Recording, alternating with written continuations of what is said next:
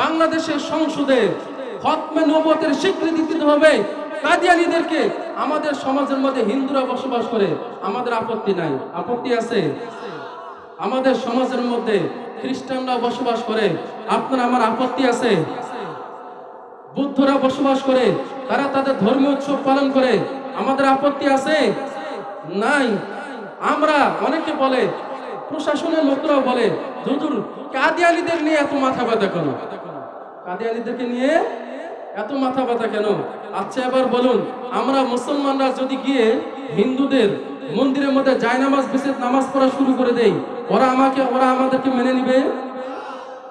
যদি আমরা বুদ্ধদের মন্দিরে গিয়ে জায়নামাজ বিছে নামাজ পড়া শুরু করে দেই, আমাদেরকে মেনে নিবে?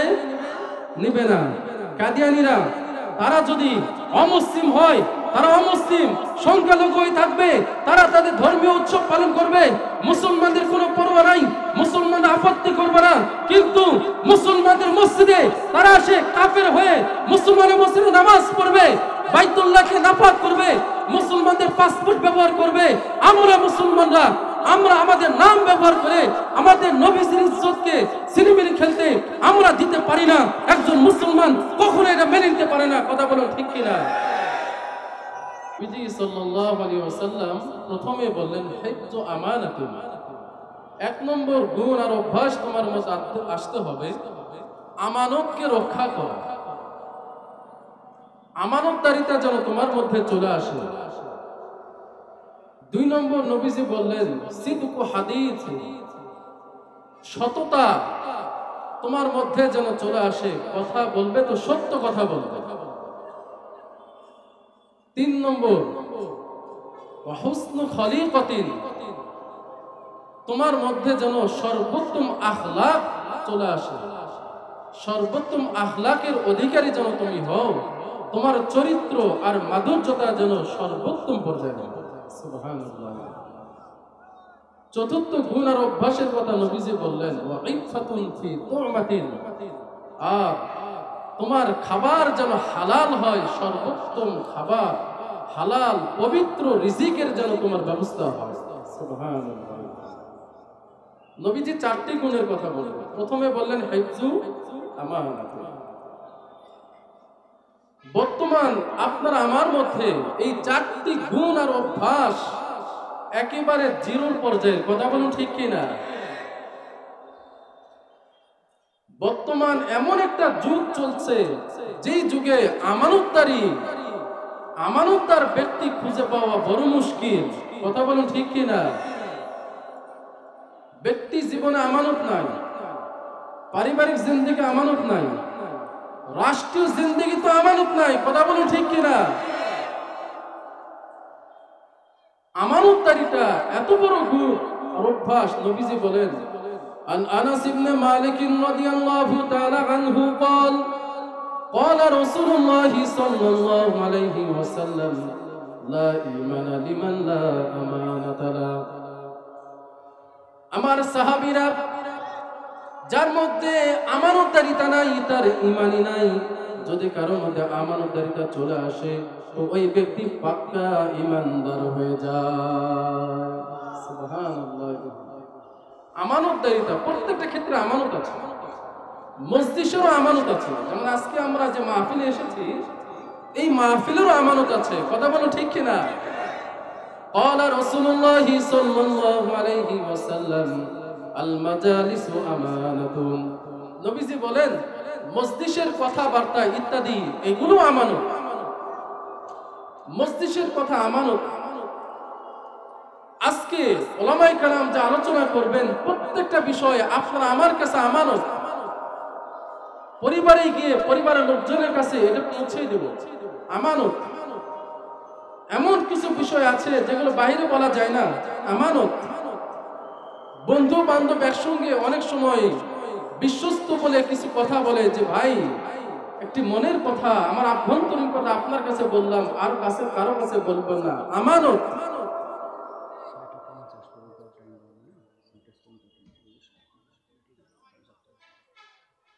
তো আমানতকে রক্ষা করা, আপনার আমার মধ্যে যেন আমানতদারিতা চলে আসে। আপনি আমি যদি আমানত আর আমানতের রক্ষা করার গুণ আপনার আমার মধ্যে চলে আসে, তো আল্লাহ রাব্বুল আলামিন এই আমানতদারিতার কারণে আল্লাহ তাআলা দুনিয়া এবং আখিরাতের সমস্ত বিপদ আপদ থেকে আপনাকে আমাকে উদ্ধার করবেন। জোরে বলুন সুবহানাল্লাহ। নবীজি সাল্লাল্লাহু আলাইহি ওয়াসাল্লাম সাহাবায়ে কেরামদের সামনে একটা হাদিস বর্ণনা করেছেন। হাফিজুদ দুনিয়া আমিরুল মুমিনিন ফিল হাদিস, হযরত ইমাম বুখারী রাহমাতুল্লাহি আলাইহি বুখারী শরীফের মধ্যে হাদিসটি বর্ণনা করেছেন। قال رسول الله صلى الله عليه وسلم انطلق ثلاثة رهط ممن قبلكم। নবীজি সাল্লাল্লাহু আলাইহি ওয়াসাল্লাম সাহাবায়ে কেরামদের সামনে হাদিস বর্ণনা করতেছেন, ঘটনা বর্ণনা করেন, আমার সাহাবীরা, তোমাদের পূর্ববর্তী যারা উম্মত ছিল তাদের মধ্যে বনি ইসরায়েলের মধ্যে তিনজন ব্যক্তি মরুভূমির মধ্যে সফর করতেছেন। মরুভূমির মধ্যে হঠাৎ করে মরুভূমির মধ্যে ঘূর্ণিঝড় শুরু হয়ে যায়। মরুভূমি এলাকার ঝড় এত মারাত্মক, এত ভয়াবহ। মরুভূমির ঝড় যখন শুরু হয়ে যায়, বালুগুলো উড়াইতে থাকে, ঘুরতে থাকে, ঘুরতে ঘুরতে এক একটা জায়গায় গিয়ে ছোট ছোট পাহাড়ের টিলায় পরিণত হয়ে যায়। ওই তিনজন ব্যক্তি মরুভূমির ঘূর্ণিঝড় থেকে বাঁচার জন্য পাহাড়ের এক গুহার মধ্যে গিয়ে আশ্রয় নেয়। নবীজি সাল্লাল্লাহু আলাইহি ওয়াসাল্লাম বলেন, পাহাড়ের গুহার মধ্যে যখন আশ্রয় নিল, সঙ্গে সঙ্গে বিশাল একটা পাহাড় এসে পাহাড়ের গুহার মুখটা বন্ধ করে দিল।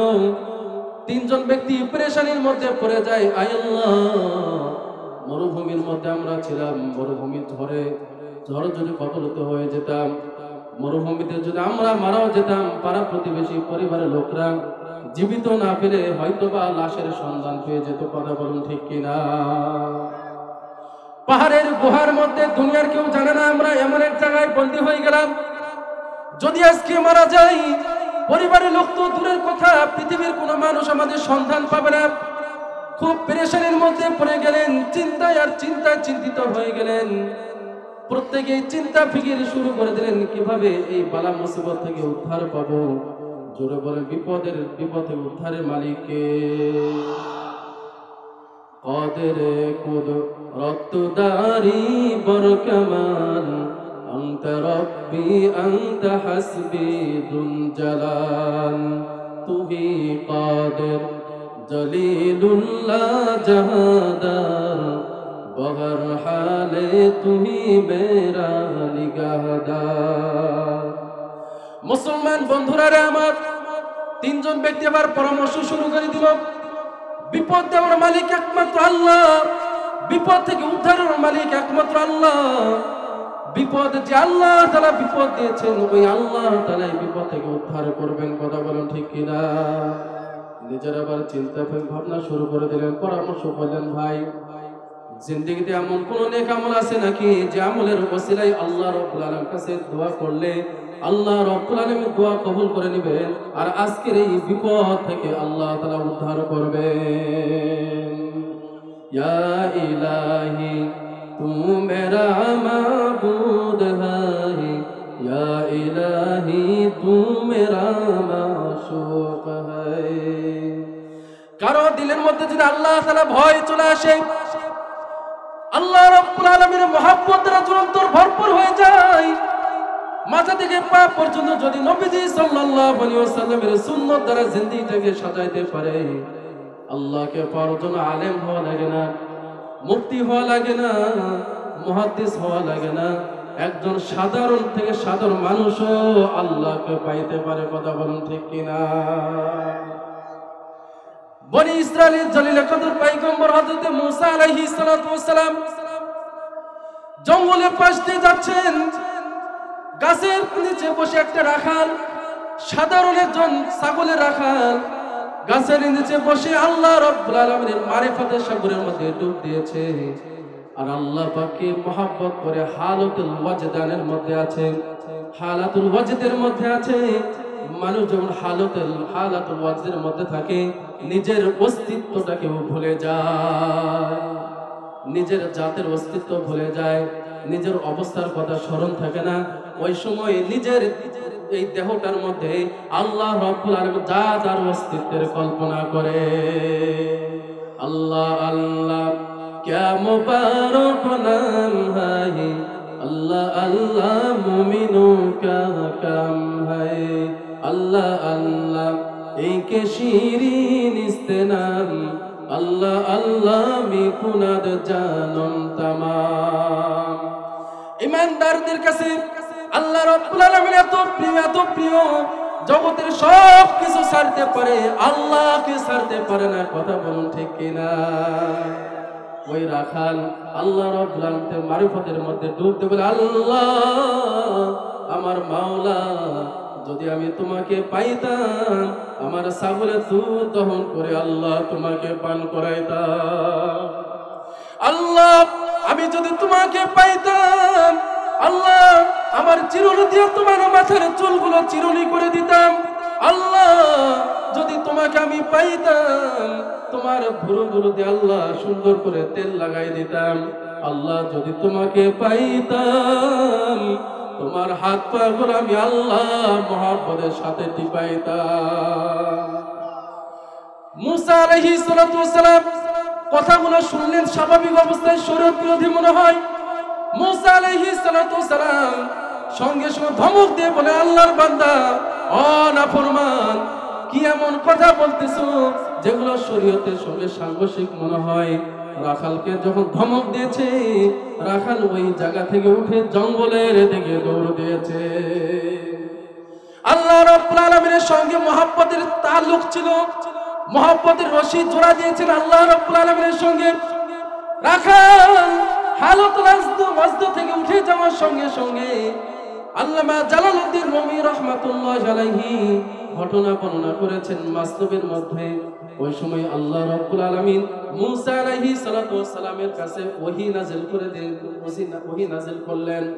জালালউদ্দিন রুমি রাহমাতুল্লাহি আলাইহি ঘটনাটা বর্ণনা করেছেন, ওহী আমাদ সুয়ে মুসা আজ খুদা, ওহী আমাদ সুয়ে মুসা আজ খুদা, बंदाए मारा चरा कर दे जुदा तू बराए, फसले करदन आमुदी ना बराए, फसले करदन आमुदी। ओ मूसा, আমার পয়গম্বর मूसा, আমি তো দুনিয়াতে তোমাকে পাঠাইছিলাম, আমি আল্লাহকে যারা ভুলে গেছি ওই আল্লাহ ভোলা বান্দাগুলোকে আমি আল্লাহ তাআলার সঙ্গে সম্পর্ক জোড়ার জন্য তোমাকে পাঠাইছিলাম। ও मूसा, আমি আল্লাহ তাআলার সঙ্গে যারা সম্পর্ক করেছে তাদের সঙ্গে সম্পর্ক বিচ্ছিন্ন করার জন্য তোমাকে দুনিয়াতে আমি পাঠাই নাই। যারা আমি আল্লাহকে ভুলে গিয়ে জান্নাতের রাস্তা থেকে দূরে সরে গিয়ে জাহান্নামের রাস্তায় দৌড়াইতেছে, ওই জাহান্নামের রাস্তায় দৌড়ানো লোকগুলোকে জান্নাতের পথে নিয়ে আসার জন্য আমি আল্লাহ তোমাকে দুনিয়াতে পাঠাইছি। ইয়া ইলাহি মুঝসে মুঝকো दूर कर, ताकि देखूं मुझ में तुझको एक नजर। या इलाही तू मेरा माबूद है, या इलाही तू मेरा माशूक है। मुसलमान बंधुरा रे আমার, একজন রাখাল যদি আল্লাহকে পাইতে পারে, যে আল্লাহ তাআলা বনি ইসরাইল যুগে রাখালের সঙ্গে মহব্বতের সম্পর্ক করেছিল, ওই আল্লাহ তাআলা এখন আছে না নাই? আছে কিনা? তাহলে আল্লাহকে যদি পাইতে হয় তাহলে আল্লাহর কাজ করতে হবে। কথা বলুন ঠিক কিনা? আল্লাহর মহব্বত লাগবে, আল্লাহ রাসূলের মহব্বত লাগবে। রাসূলের মহব্বত ছাড়া কেউ আল্লাহকে পাইতে পারে না। কথা বলুন ঠিক কিনা? মুহাম্মদুর রাসূলুল্লাহ রং লাগাইতে হবে শরীরের মধ্যে, দিলের মধ্যে মুহাম্মদুর রাসূলুল্লাহর রং লাগাইতে হবে। কথা বলুন ঠিক কিনা? রাসূলুল্লাহর গান আসতে হবে, আল্লাহর রং লাগাইতে হবে, তাহলেই আল্লাহকে পাওয়া যাবে। কথা বলুন ঠিক কিনা? তিনজন ব্যক্তি, তারা তো সাধারণ মানুষ ছিল, এত বড় আলেম ছিল না, কিন্তু তারাও আল্লাহকে পেয়ে গেছেন। সুবহানাল্লাহ। মুসলমান বন্ধুরা আমার, তিনজন ব্যক্তি জিন্দেগীর আমলগুলো স্মরণ করে এবার আল্লাহ রাব্বুল আলামিনের কাছে দোয়া করতে শুরু করে দিলেন। আল্লাহ, আমি যুবক ছিলাম, আমার মা বাবা দুনিয়াতে জীবিত ছিল। আল্লাহ, আমার প্রতিদিনের আমল ছিল আমি আমার ছাগলগুলো নিয়ে মাঠের মধ্যে চলে যেতাম। আল্লাহ, সন্ধ্যাবেলা বাসার মধ্যে বাড়িতে ফিরে আসতাম, ছাগলের দুধগুলো দহন করে দুধগুলো গরম করে প্রথমে আমি আমার মা বাবাকে পান করাইতাম। সুবহানাল্লাহ। কাকে পান করাইতো? বর্তমান সমাজের মধ্যে মা বাবা সবচেয়ে বড় অবহেলিত। কথা বলো ঠিক কিনা? একেবারে মা বাবা এটা কিয়ামতের আলামত।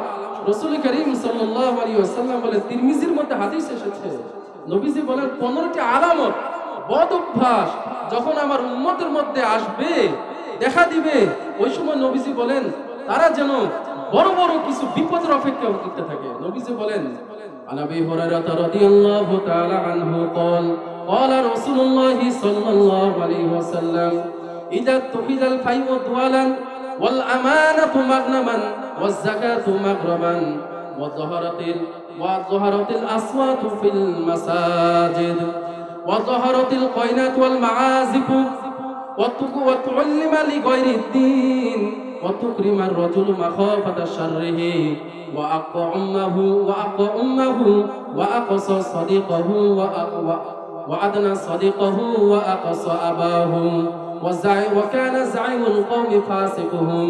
নবীজি সাল্লাল্লাহু আলাইহি ওয়াসাল্লাম বলেন, আমার উম্মতের মধ্যে যখন 15টা বদ অভ্যাস দেখা দেবে, এক নম্বর তারা যখন রাষ্ট্রীয় সম্পদগুলোকে ইজাত তুবিজাল ফায়ু দুয়ালান, যখন তারা ভাই যুদ্ধে অর্জিত সম্পদগুলোকে শুধুমাত্র রাষ্ট্রীয় সম্পদ মনে করবে, ওয়াজ যাকাতু মাগরামান, যাকাত দেওয়াকে মানে জরিমানা মনে করবে, ওয়াল আমানাতু মাগনামান, আমানতের সম্পদকে তারা গনিমত মনে করে ব্যবহার করবে।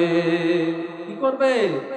আমানতকে গনিমত মনে করে ব্যবহার করবে। উদাহরণ দেই, আমাদের সমাজের মধ্যে দেখবেন অনেক সময় আমাদের মা বোনদের টাকা পয়সা প্রয়োজন হয়, স্বামীর অসহায় পরিবার, টাকার ব্যবস্থা নাই, তো আর পাশে বাড়িতে যায় টাকা নেওয়ার জন্য, ধার নিতে যায়, ঋণ নিতে যায়, খরচ দিতে যায়, যায় কি যায় না?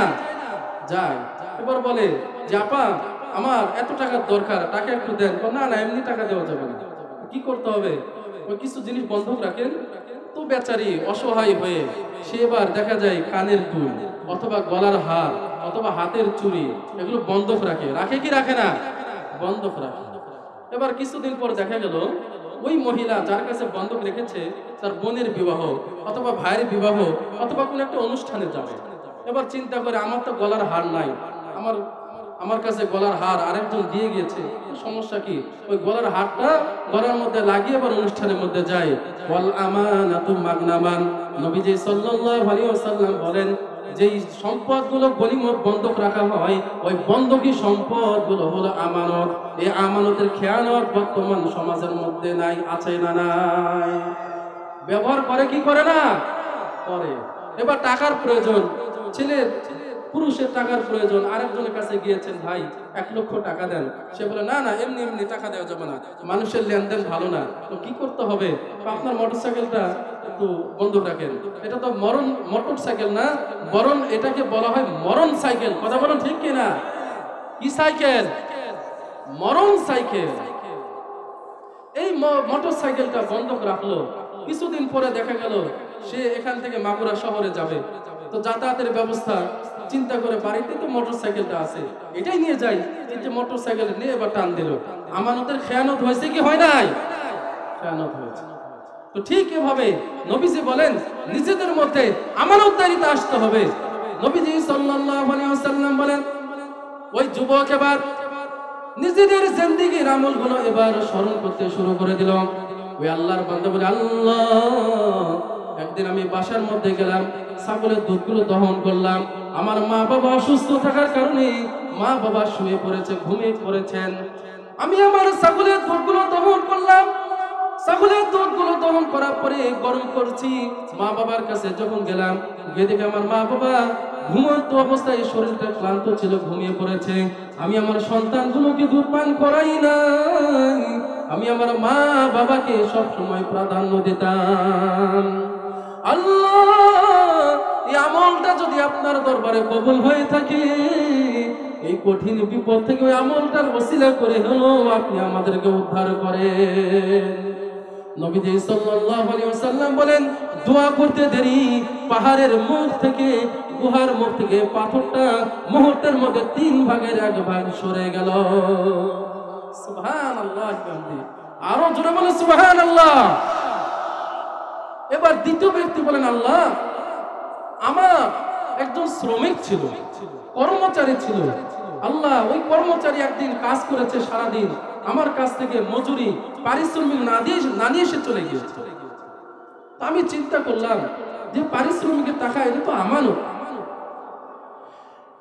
আমি তার পারিশ্রমিকের টাকাটা ভক্ষণ করতে পারি নাই।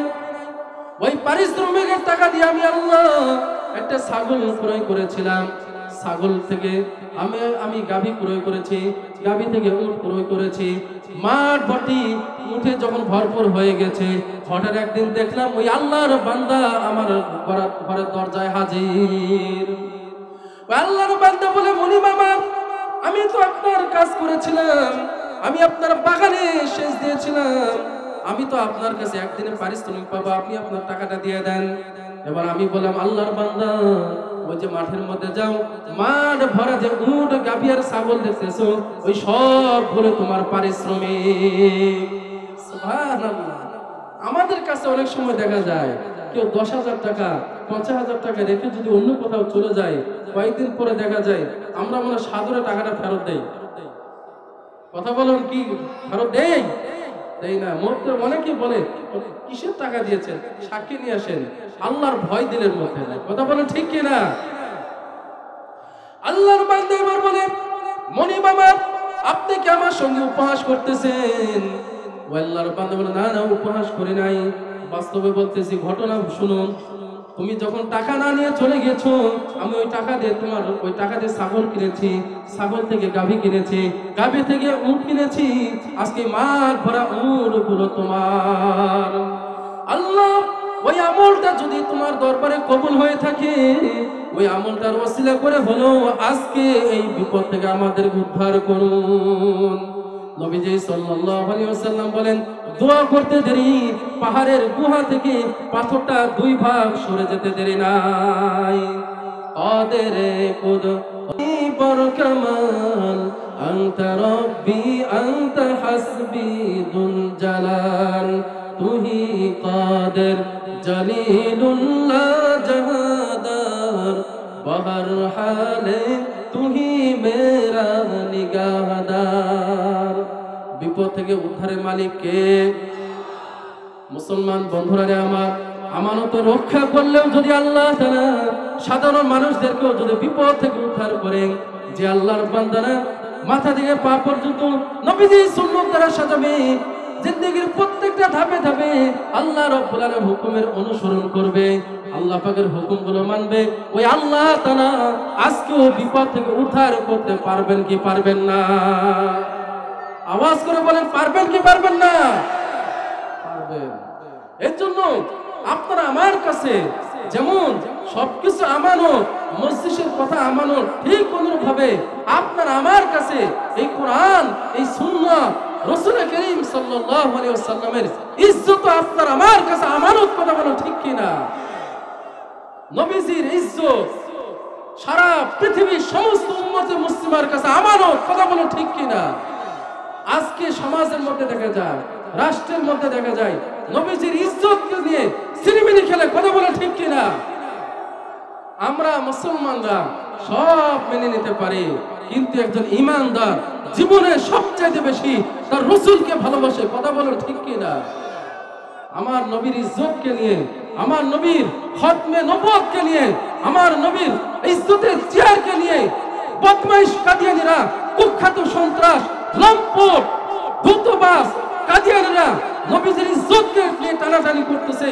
দুনিয়ার সবকিছু বিনিময়ে আমরা আমার নবীর ইজ্জতকে বাস্তবায়ন করার জন্য জীবনের রক্তবিন্দু এক ফোঁটা রক্ত শরীরে থাকবে আর ইমানদাররা দুনিয়াতে থাকবে, বাংলার জমিনে বসবাস করবে। আর কাদিয়ানীরা মুসলমান ইজ্জতকে নিয়ে মুসলমানদের পাসপোর্ট নিজেদের নামে ব্যবহার করবে, কাবা ঘরকে নাপাক করবে, অপবিত্র করবে, মসজিদকে তারা নাপাক করবে। মুসলমানরা কখনো মেনে নিতে পারে না, কখনো মেনে নিতে পারে না। কথা বলো ঠিক কিনা? এর জন্য জীবনের সবকিছু বিনিময় হলেও আপনার আমার নবীর ইজ্জতকে বাংলার জমিনে বাস্তবায়ন করে ছাড়বো। কথা বলো ঠিক কিনা? জোরে বলি ইনশাআল্লাহ। পৃথিবীর প্রায় 40টার উপরে দেশে কাদিয়ানীদেরকে অমুসলিম ঘোষণা করা হয়েছে। সবচাইতে আফসোসের বিষয়, আফসোসের সাথে বলতে হয়, বাংলার জমিনে ইতিপূর্বে যারা ক্ষমতায় ছিল, আওয়ামী লীগ সরকার, এরা মুসলমান ছিল কি মুসলমান ছিল না? আওয়াজ করে বলে মুসলমান কি মুসলমান নয়? জাতীয় পার্টি যারা করে তারা মুসলমান কি মুসলমান নয়?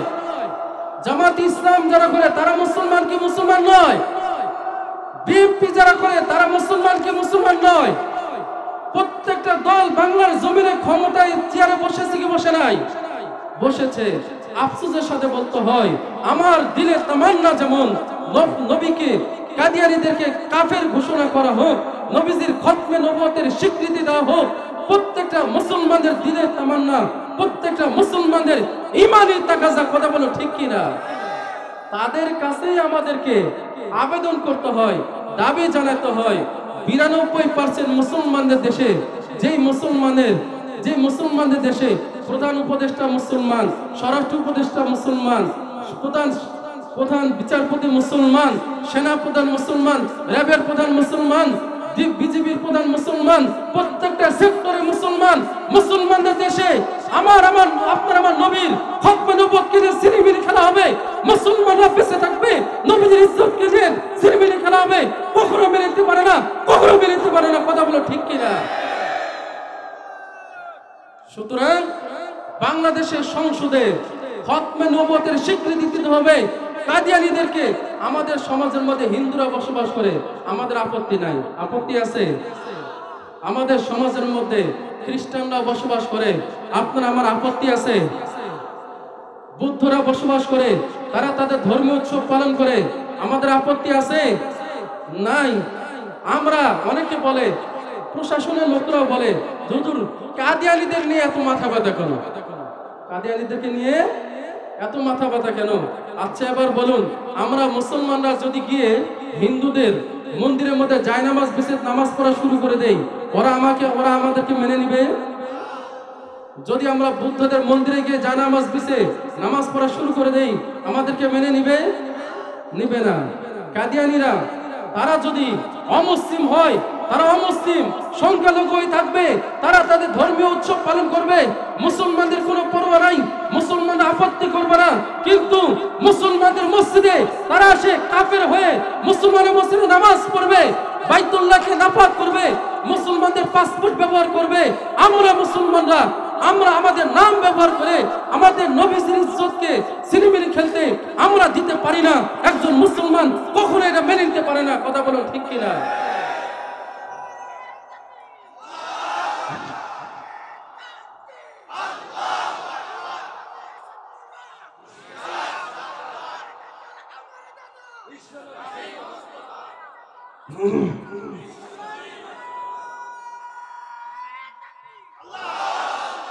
সুতরাং আমাদের দাবি, রাষ্ট্রের সংসদের সংবিধান আছে, আইন আছে, আপনারা আইন বাস্তবায়ন করেন, সংসদে আইন পাশ করেন, কাদিয়ানীদেরকে অমুসলিম ঘোষণা করেন। আগামী 15 তারিখ সোহরাওয়ার্দীতে আন্তর্জাতিক সম্মিলিত খতমে নবুয়ত কনফারেন্স। 15 তারিখের পরে যদি কাদিয়ানীদেরকে অমুসলিম ঘোষণা না করা হয়, টেকনাফ থেকে তেতুলিয়া, রূপসা থেকে পাথরিয়া, বাংলার জমিনে প্রতিবাদের আগুন জ্বলবে, প্রতিবাদের আগুন জ্বলবে, প্রতিবাদের আগুন জ্বলবে। আমরা কখনো এটা মেনে নেব না। আইন পাশ করেন, কাদিয়ানীদেরকে অমুসলিম ঘোষণা করেন। আমরা মুসলমানরা শান্তিপ্রিয়, আমরা উশৃঙ্খল জাতি নয়। ইসলাম আমাদেরকে শান্তির ধর্ম, ইসলাম হলো শান্তি ধর্ম, আমাদেরকে শৃঙ্খলা শিখিয়েছে, আমাদেরকে আদর্শ শিখিয়েছে। কথা বলো ঠিক কিনা? এর জন্য আমানতকে রক্ষা করব। 1 নম্বর গুণ কি? আমানত। 2 নম্বর, নবীজি সাল্লাল্লাহু আলাইহি ওয়াসাল্লাম বলেন, 2 নম্বর হইল সিদকু হাদিসিন, সব সময় সত্য কথা বলা। বর্তমান যে যত মিথ্যা কথা বলতে পারে সেই সমাজের আইডল, কথা বলো ঠিক কিনা? যে যত মিথ্যা কথা বলতে পারে, যে যত উল্টাপাল্টা করতে পারে, ওই সমাজের বড় নেতা, কথা বলো ঠিক কিনা? এর জন্য নবীজি বলেন সত্য কথা বলবে, এই অভ্যাস যেন তোমার মধ্যে চলে আসে। 3 নম্বর নবীজি বললেন হুসনু খলিকাতিন, সর্বোত্তম আখলাকের অধিকারী হওয়া, সর্বোত্তম আখলাকের অধিকারী হওয়া। নবীজি সাল্লাল্লাহু আলাইহি ওয়াসাল্লাম বলেন আকমালুল মুমিনিনা ঈমানান আহসানুহুম খুলুকান, মুসলমানদের মধ্যে, ঈমানদারদের মধ্যে কামেল ঈমানদার তো সে যার আখলাক সর্বোত্তম আখলাক হবে। সুবহানাল্লাহ। এজন্য নবীজি সাল্লাল্লাহু আলাইহি ওয়াসাল্লামকে আল্লাহ রাব্বুল আলামিন সর্বোত্তম আখলাকের সার্টিফিকেট দিয়েছেন। সুবহানাল্লাহ। 4 নম্বর ওয়াইফাতুন ফি তুমাতিন, তোমার খাবার যেন হালাল হয়। হালাল খাবার, হালাল খাবার, হালাল খাবার যদি না হয় আপনার আমার ইবাদত কবুল হবে না। জোরে বলেন নাউজুবিল্লাহ।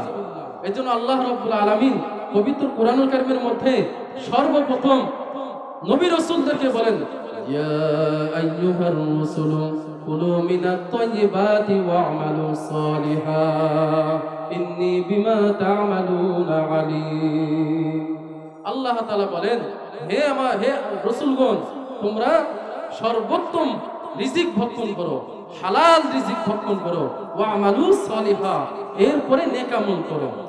তাহলে আমার নামাজ কবুল হওয়ার জন্য রিজিক হালাল হইতে হবে, আমার রোজা কবুল হওয়ার জন্য খাবার হালাল হইতে হবে, আমার হজ কবুল হওয়ার জন্য খাবার হালাল হইতে হবে, আমার জিকির কবুল হওয়ার জন্য খাবার হালাল হইতে হবে, আমার সন্তান নেক সন্তান হওয়ার জন্য খাবার হালাল হইতে হবে। কথা বলো ঠিক কিনা?